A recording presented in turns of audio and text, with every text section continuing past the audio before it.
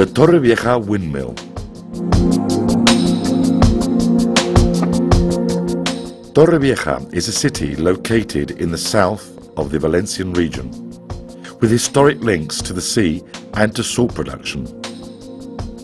In the 19th century, the then fishing and salt producing village started to receive its first tourists. As the years went by, the city became one of the Mediterranean coast's leading holiday destinations, with tourists visiting from numerous places of origin. A cosmopolitan city from its earliest origins, reflecting a short but intense history.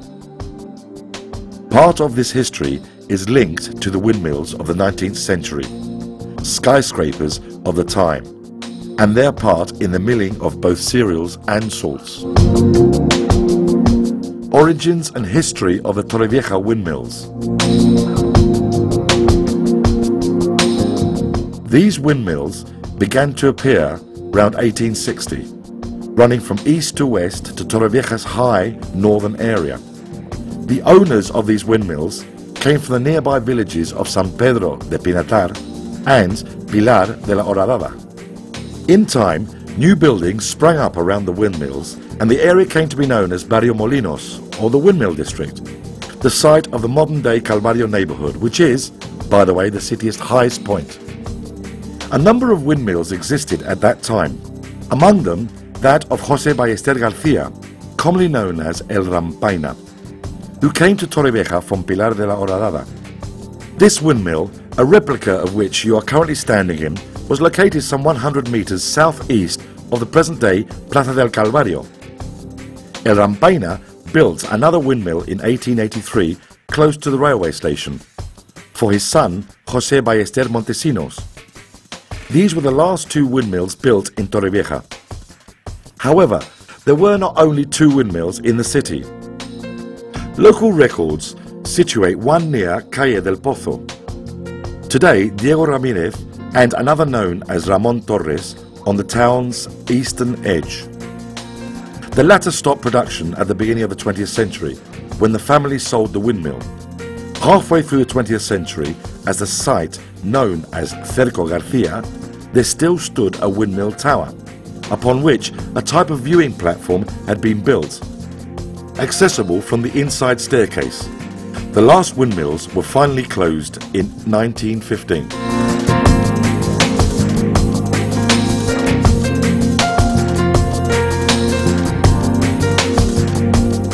The windmill today. This windmill, which has been completely rebuilt, respecting the original features, was located some 100 meters southeast of the present-day Plaza del Calvario, a strategic point since it is also the highest point in Torrevieja, at an altitude of 24 meters above sea level.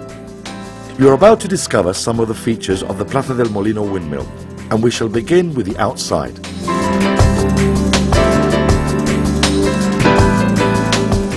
The windmill's exterior features. The windmill you are now in is approximately 10 meters tall and is split into 3 floors. As you can see for yourself, it is cone-shaped, and the reason behind this is the need to hear the heavy upper part, where all its machinery is to be found. As you will have noticed, the windmill is built out of stone, lime and cement. Take a look at the windmill's doors and windows.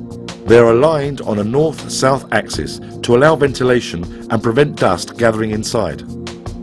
Do you know what the wooden fence around the base of the windmill was for? Its main function was protection to prevent accidents caused by the sails.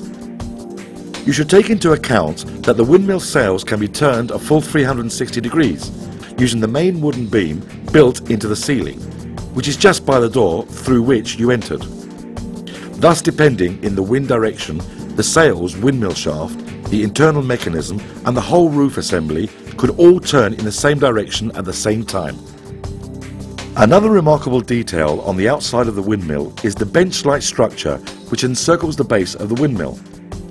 It was used to help loading and unloading the sacks of wheat or salt which were about to be ground, since being off the ground meant that could be more easily loaded onto the backs of the workers.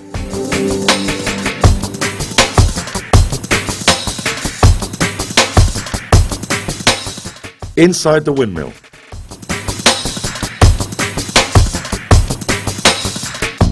Inside the windmill, you will notice above all the 3 floors, each one with a specific function. Most of the windmill's interior fittings are made out of wood. The stairs were normally made of wood too, but in this case, being a modern construction, the staircase was built of concrete. The ground floor where you find yourself now is built from olive wood, and this is where the orders were given for loading the sacks. Have you seen the rope hanging from the ceiling? This is what we know as the relief cord and was used to start or stop the windmill machinery, which is located on the uppermost floor, the on-off switch of the day. At one end of the rope you see the relief counterweight which, as its name indicates, acted as a counterweight. You might also take a look at the arches or cavities in the wall here on the ground floor. These were used for placing candles and for storing the workers' food. The second floor, where we are about to go, was used as a storeroom. There it was where the sacks about to be ground were kept. This is also where the pipe passed. This pipe, or canalon, has its opening on the 3rd floor, and through this finely ground material was transported outside. A sack of ground cereal weighed about 80 kilos, the same as one of the workers. The sacks to be ground were taken up to the 3rd and uppermost floor. This is where the windmill's internal machinery is to be found, where the cereal or salt to be ground was poured into a tolva, or funnel, and then passed along the vibrating pipe, and down towards the runner stone which acted as a grinder.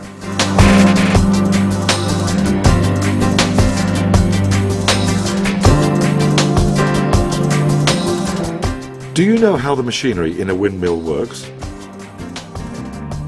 As we have told you, the machinery in the windmill is located on the top floor. First of all, we should point out the differences between the internal mechanisms and the external, which together make the milling process possible.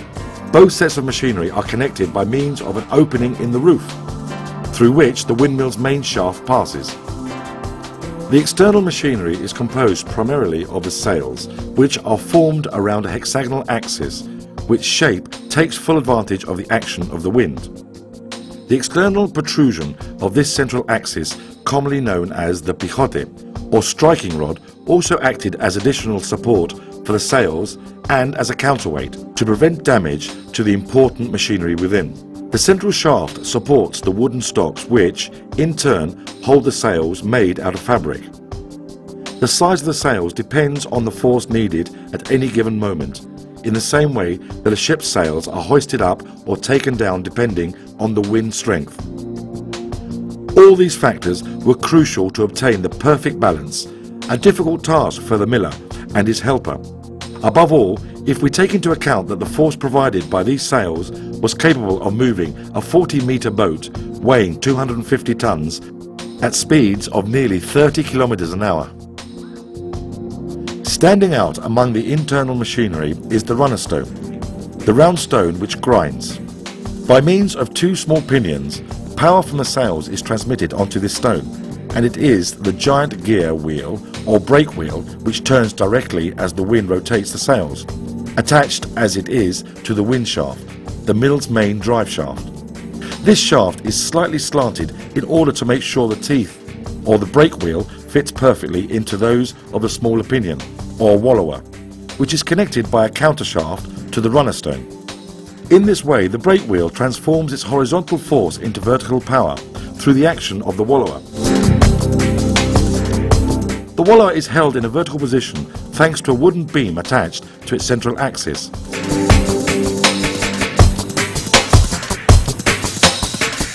The wallower is made up of upright struts.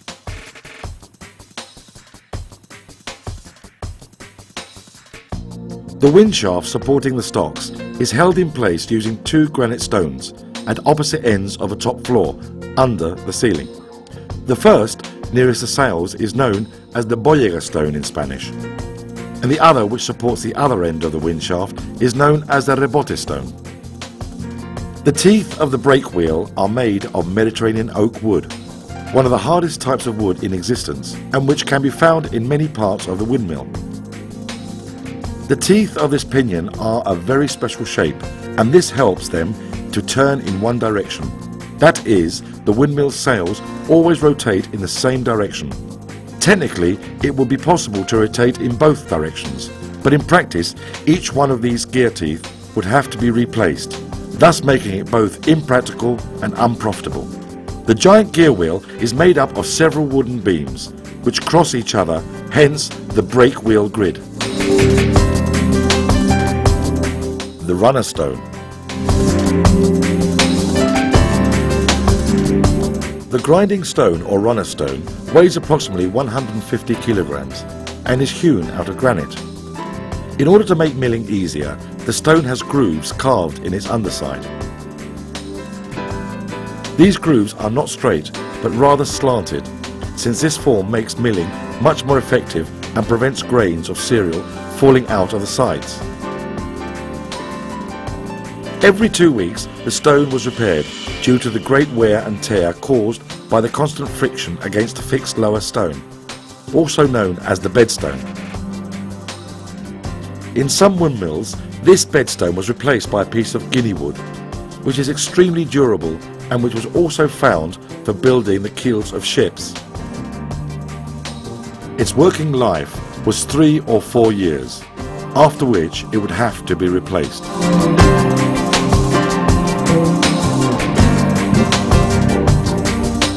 What was ground in Torrevieja's windmills?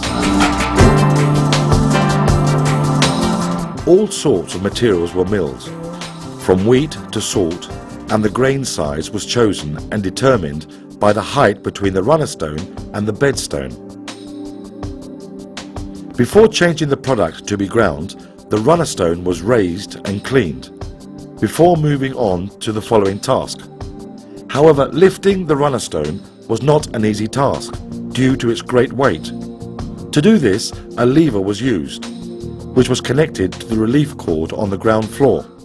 With this system, the windmill stopped grinding, but the sails continued to turn. How do you stop a windmill? To stop the windmill's central wind shaft, which is the axis which drives the stocks, another more complex braking system was used, one which is very similar to the drum brake system used in some modern cars. In this way, a brake pad surrounding the brake wheel was closed and opened using another lever connected to a counterweight. Part of the wood used in the brake was oak, which allowed progressive friction and braking, thus avoiding any danger of breakage within the machinery. When the brake was applied, it was tied to chains and an anchor. This brake was held in place by a series of cables in order to maintain the same distance for the giant gear wheel all around its circumference and thus ensure balance. The windmill roof. Over all this machinery stood the windmill roof.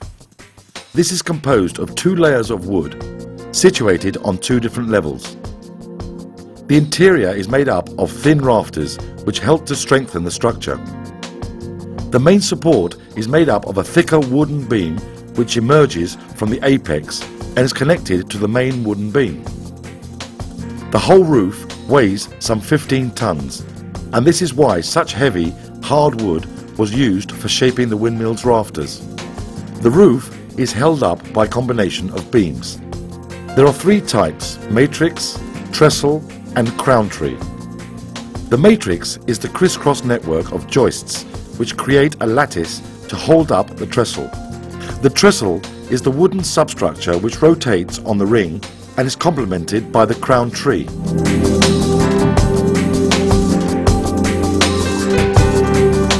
How long does it take to build a windmill? Building a windmill was an arduous, complex task. Above all, we take into account there were the skyscrapers of the 19th century, and they even served as landmarks for sailors of the time. Building involved the work of an architect, workers and carpenters. The whole procedure was necessarily painstaking and precise. For example, the order in which the different pieces of the mechanism was fitted was of great importance, as was the roof, which was made as a single piece. They were designed in such a way that any single part could be replaced by another in a minimum space of time, thus ensuring maintenance fast and expertly. It is remarkable to note that the entire windmill was made of wood and built by hand.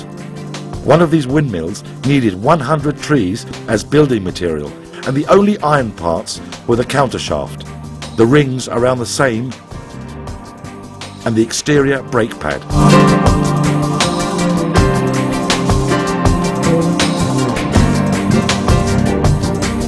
The miller's working day. The working day began at 6 o'clock in the morning and continued until nightfall, with a 2-hour break at around 2 o'clock for lunch. The working day varied as a function of diverse factors, especially the availability and speed of the wind.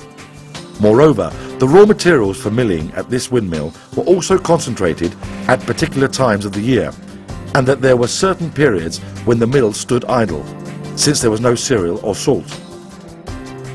A number of people worked at the windmill, but the most important were the miller and his helper. Workers' salaries were paid in money or in kind. The windmills of the period generally belonged to cooperatives made up of different farmers or rich investors. These windmills could grind up to 4,050 kilogram sacks in 4 hours. This was a true technical feat in the 19th century.